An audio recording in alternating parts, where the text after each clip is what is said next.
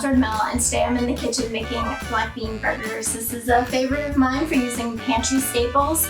I have cooked black beans that I prepared a large pot of the other night, and then I also have some leftover quinoa that I'm going to add to it just for some extra protein.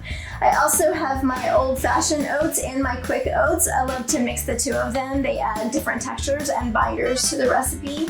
I'm using canned tomatoes as more moisture in the recipe, and then I also have some salt, pepper, and garlic powder. I'm going to mix half of these ingredients in a food processor, blend those up to form a paste, and then I'm going to add those back to the whole ingredients, mix that together, and form our black bean burgers. This is an incredibly easy recipe, comes together in about 10 minutes, and then we're going to enjoy some burgers. So let's get started.